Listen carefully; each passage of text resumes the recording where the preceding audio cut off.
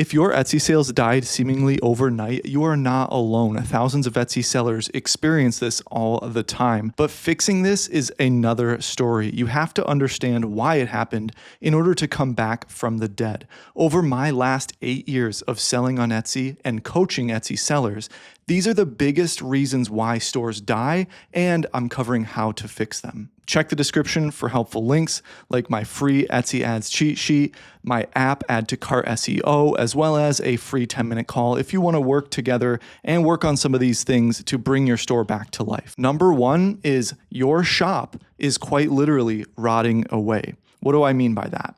If your conversion rate is low, it's a direct signal to the algorithm that when you get views or when the algorithm decides to give you impressions, you don't sell as much as the next listing does. This means you don't rank as high, okay? What does this actually look like in practice? What am I actually talking about? You likely have listings right now sitting in your store. I want you to go to listings, then on the top right in your dashboard, hit stats. You'll be able to see the last 30-day stats as well as the all-time stats. These are extremely actionable, quick glance statistics that we need to do this and check this. You likely have listings sitting there that are low quality, never sold, or died off. You can go to the last page because that's where they all live, because the way it's sorted by default is through expiration, and when you make a sale, it gets renewed. So the last page, those are all your oldest, worst listings. They're going to be mixed in throughout, but that's where you start, okay? These listings have a direct impact on your conversion rate. Those are your, what I've coined the term, digital cobwebs. And you've heard me talk about this on the channel for years now.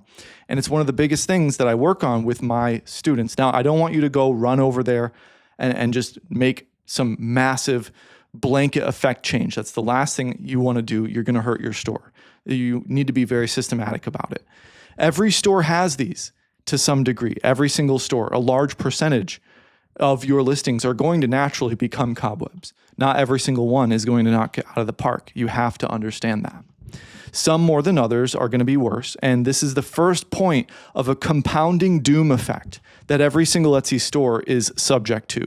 No one is safe. A lot of these things every single one of these things that I'm talking about today, they all add up on top of each other. And this is just part one, so please watch part two as well. It's why you see big stores fall from grace after years of coasting. Just a quick side note for myself, one of the biggest students that I experience with my coaching is stores that have been doing really well for a really long time and then fall off the map.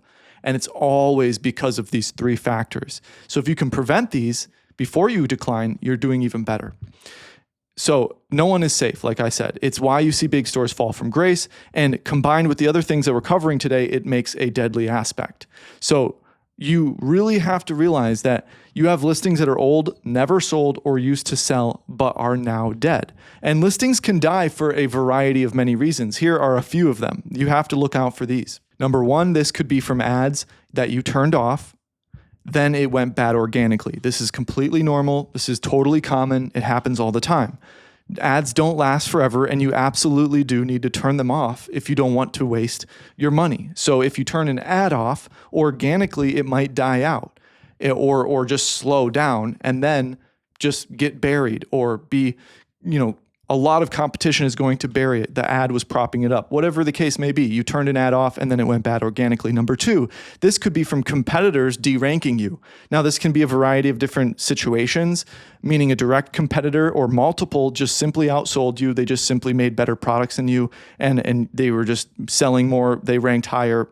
Sorry, that's how it is. Either through being better or by copying. And then that's the most unfortunate situation is when, you straight up get copied from somebody and they outsell you there.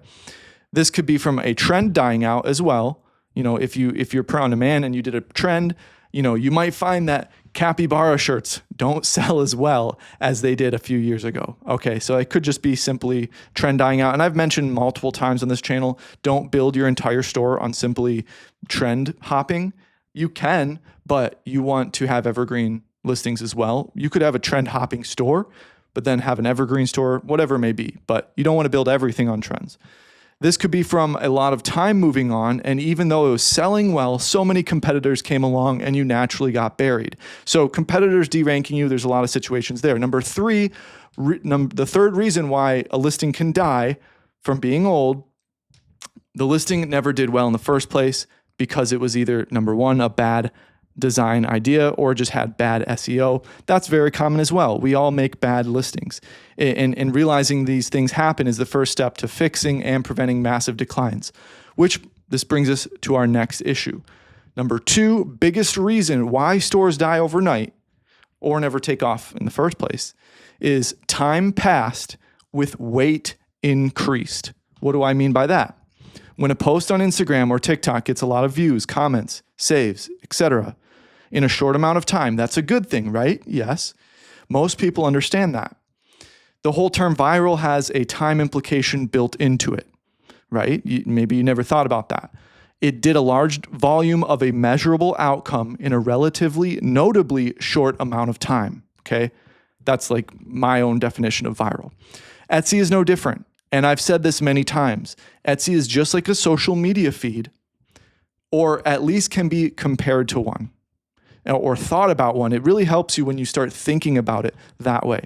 When time passes, the weight of that bad performance increases.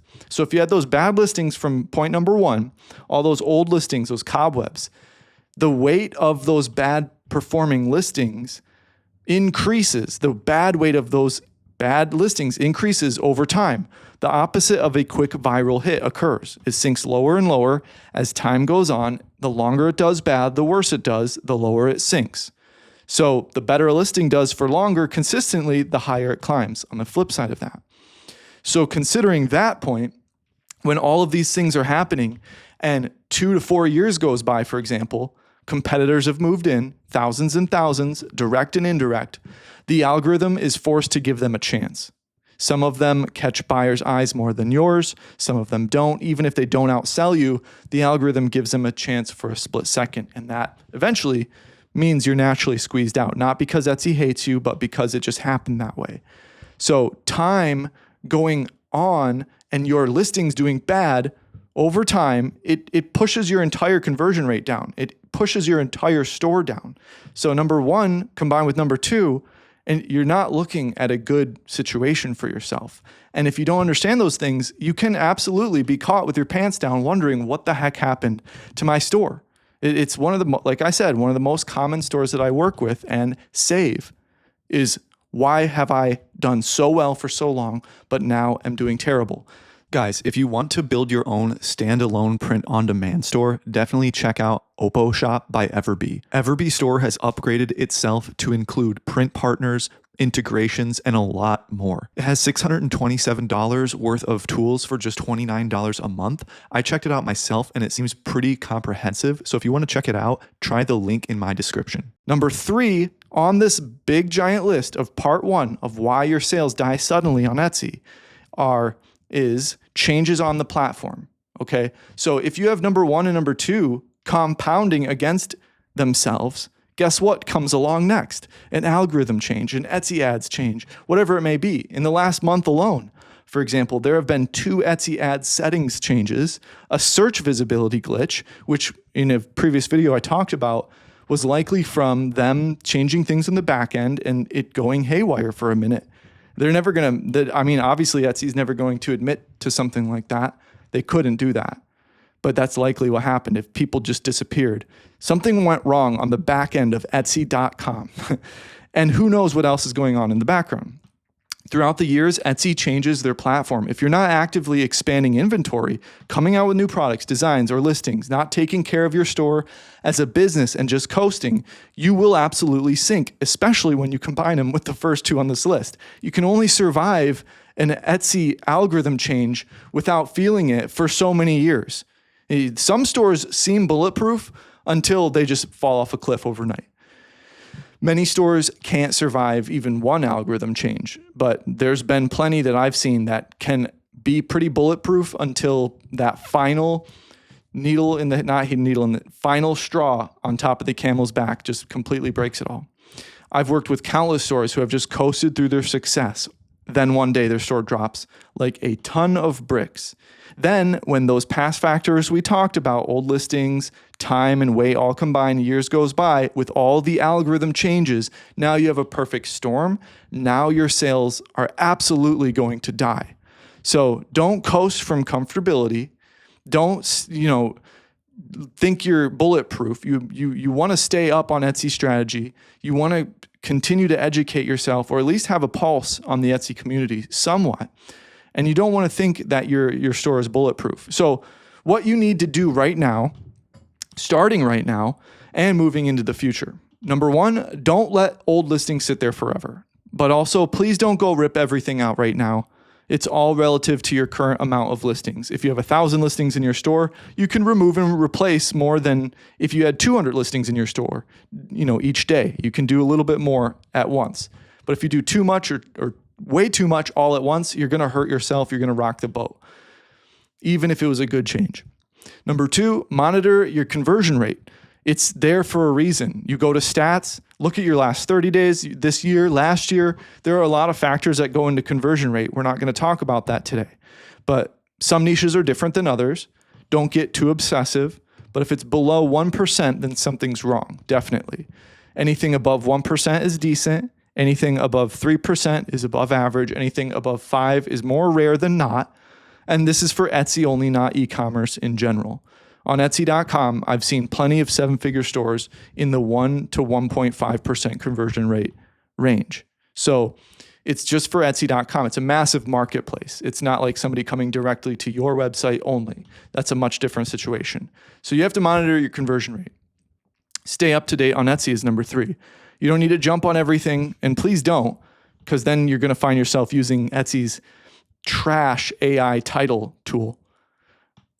But you don't need to jump in everything, but just please have a finger on the pulse of what's going on with Etsy, because there's been way too many students that I've worked with that are lost in the sauce when it comes to Etsy strategy because their product did all the heavy lifting for multiple years. Then when it's time to fix things, it's like teaching somebody something brand new, a brand new language. So those are the things that you need to focus on to prevent a sales decline or to grow out of it. If you're already in it, we can talk about that. I'd love to speak with you. There's a free 10-minute call in the description. You can email me. I'd love to work with you. In the meantime, let me know what you think in the comments, and I hope you have a beautiful day.